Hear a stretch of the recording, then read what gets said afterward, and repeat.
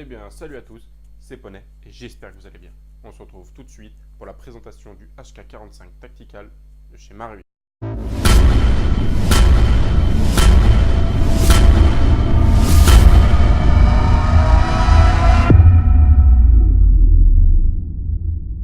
Le HK45 déjà, qu'est-ce que c'est? Eh bien, c'est un pistolet qui est fabriqué par la firme Elker & Koch, une firme allemande. Pourquoi est-ce qu'il a été créé? Simplement, il a été créé déjà en 2006. En 2006, c'est l'année où l'armée américaine décide de lancer un énorme programme de changement d'armes. Ils vont vouloir remplacer le M9 qui les équipe et ils vont lancer un énorme concours auprès de toutes les sociétés d'armement du monde.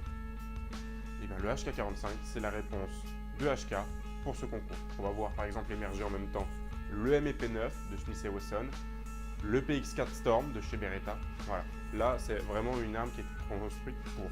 Bon, le programme va être abandonné pour cause de finances, mais Elker & Koch va quand même sortir son arme, qui était alors qu'un prototype, pour pouvoir équiper plusieurs polices. Le pistolet en lui-même, déjà c'est un pistolet qui fait 890 grammes, c'est un pistolet qui est assez lourd. Il va tirer du 45 ACP, qui est une munition qui est très lourde et qui a un gros pouvoir d'arrêt. Il va mesurer 219 mm de longueur, 150 mm de hauteur, pour 39 mm de largeur. Son chargeur va pouvoir contenir 10 cartouches en 45 ACP et on va le retrouver dans une version normale, compacte, tactical et compacte tactical. On va également le retrouver dans un coloris noir, vert brun, olive et comme ici, RAL 800. Comme je vous disais, le HK45 il a été créé à partir de la base de l'USP 45 qui se trouve ici. Et on va voir effectivement quelques similitudes. Déjà, ici le levier d'armement qui va également permettre de décoqueur, on va le voir. Et puis on va retrouver à peu près la même forme de clair-étoile culasse. On va maintenant se concentrer sur la réplique en elle-même. Elle est construite par Tokyo Marui. Elle est ici dans une version tacticale, dans une couleur RAL 800. Il faut savoir que la version HK45 normale standard a déjà été construite par Marui et elle est sortie aux alentours des années 2014. On va la retrouver par contre que dans un coloris noir. La réplique, elle est vendue comment? Elle est vendue donc avec un chargeur, ici un muzzle cap afin de pouvoir couvrir le filetage. Le filetage pourquoi? Parce qu'elle va être vendue avec un silencieux, on va voir qui fait son office. Deuxième plaquette afin de pouvoir augmenter l'ergonomie. Un petit jeu, donc un outil qui va nous servir à démonter les plaquettes et puis ici un petit capuchon rouge, une tige de débourrage et de nettoyage qui va avoir son utilité, vous allez voir pourquoi. Et puis un manuel du HK45 normal et puis un petit complément pour la version tacticale. On va voir qu'il est quand même bien pratique celui-là.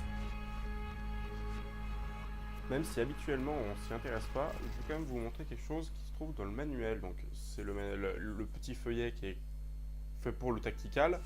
Marui a jugé bon de nous mettre maintenant les différences qu'il y a entre l'HK45 normal et l'HK45 tactical. Donc, on va pouvoir retrouver ici au niveau du tactical, eh bien, un canon externe fileté, ici un levier de désarmement du marteau et de sûreté qui est ambidex, alors qu'il était là ici. Et également, on va pouvoir trouver ici un biseautage différent au niveau de l'organe de visée arrière, ce qui va nous permettre de pouvoir utiliser le silencieux.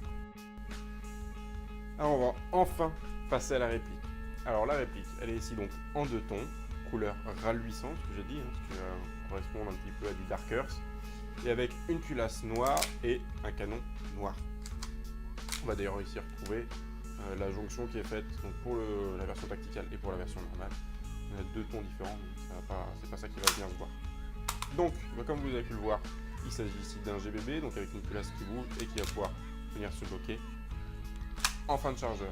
Donc la culasse, et bien la culasse, loi Marui oblige, loi japonaise pardon oblige, Tokyo Marui doit faire en ABS. Donc on va retrouver une culasse ici en plastique, elle va quand même recevoir le marquage HK45, 45 auto, BE et puis le petit logo ici P, HKU 007 231, qui doit être un numéro de série, un petit logo qui se trouve ici, un marquage ici sûreté et fire.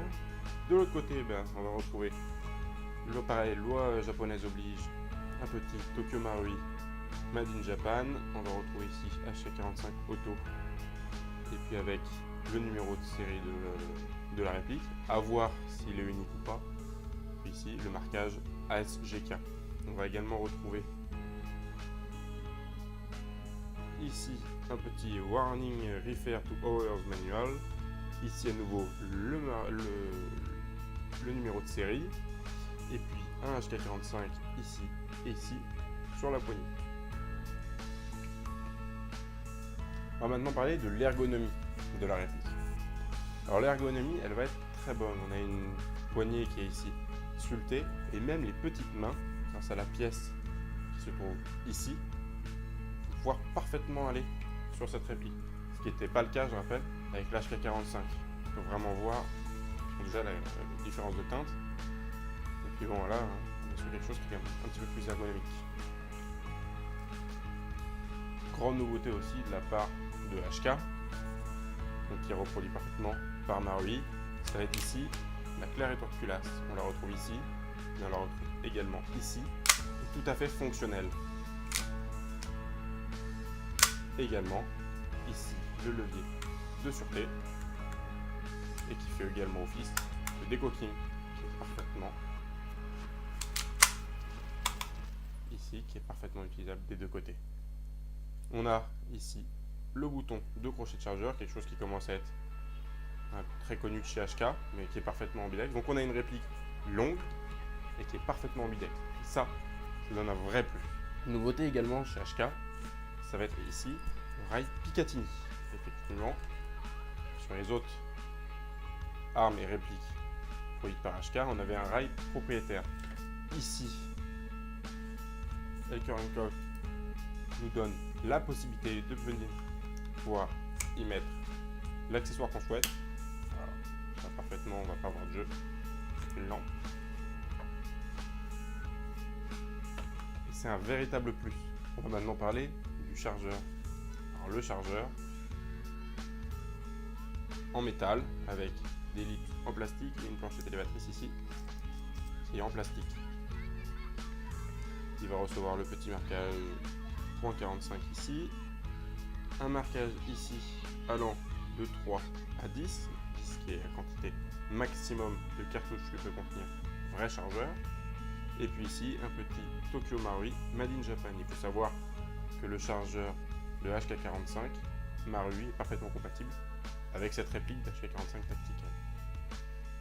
On retrouve ici un grand talon de chargeur en plastique qui reçoit également le logo HK45 avec la valve de remplissage du gaz et ici la valve de purge. La grande nouveauté maintenant, ça va être ceci. Marui va nous offrir un canon externe fileté et dans son pack, on va pouvoir retrouver un silencieux,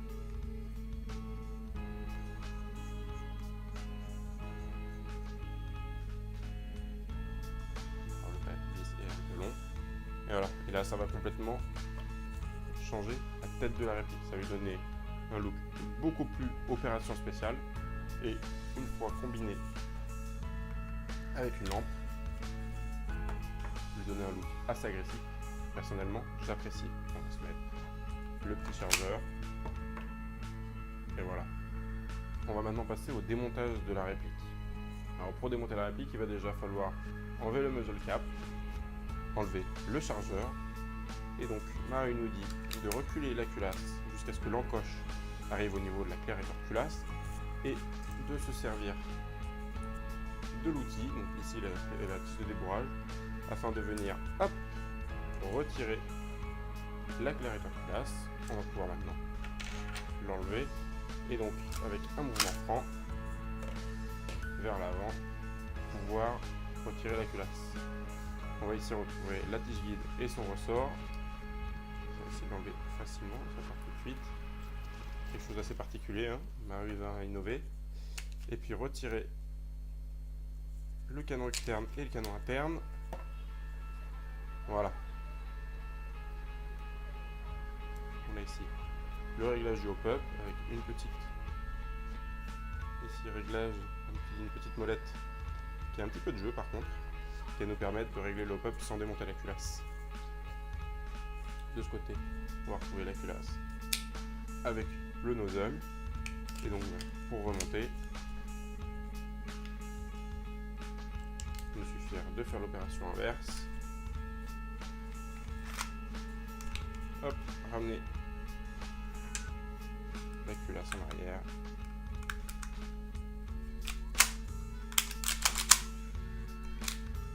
Et voilà, tout fonctionne. Alors je vous parlais du réglage du hop-up. Mais également, on peut le faire ici. On va trouver ici, je vais essayer de vous montrer. Voilà, juste ici, la petite molette. Et donc, qui va nous permettre, avec un outil, de pouvoir venir régler le hop-up sans même démonter la culasse. Et ce qui m'amène à vous montrer les organes de visée. 3 points blancs, donc c'est déjà très répandu chez HK. C'est vrai que ça donne une prise de visée facile, rapide et précise.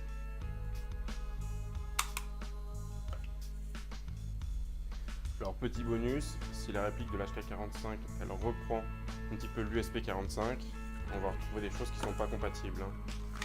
Ça c'est un holster IMI Défense pour HK45, on va bien voir qu'il n'est pas compatible. Il va donc utiliser ses propres holsters. On va maintenant passer performance. Alors performance c'est une réplique que j'ai pas pu essayer en partie, mais c'est une réplique que j'ai essayé chez moi dans le jardin.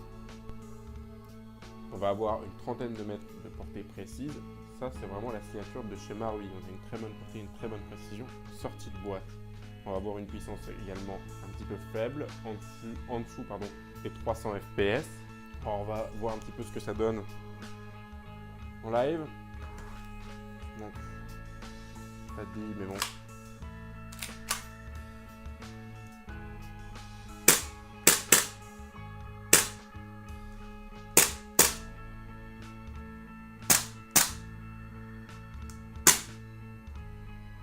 On a un bon kick, malgré le HFC 144A. Vraiment un bon kick. Au niveau du trigger reset, mais les francs. On va entendre, voilà, ici le trigger reset. Et il faut pas avoir vu le jeu, quoi. Du moment qu'on l'a.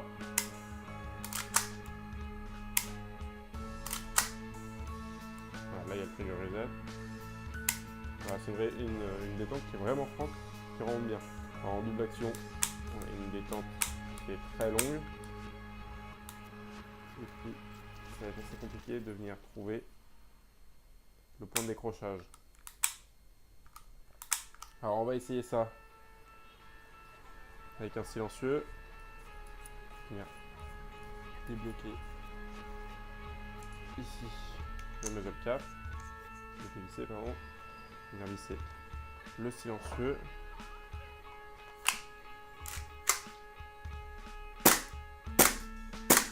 Et là, on se rend compte qu'on a vraiment une atténuation du bruit. Là, il manquait un peu de gaz dans le chargeur, donc celui-là, c'est pas bloqué.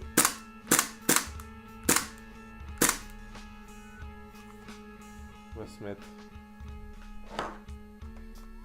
un autre chargeur en espérant qu'il soit rempli en gaz. On a un clic qui est vraiment sympa.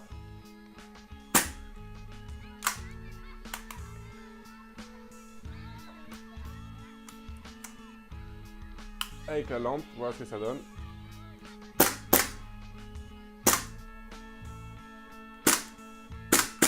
Je trouve que ça donne un côté voilà, vraiment opération spéciale.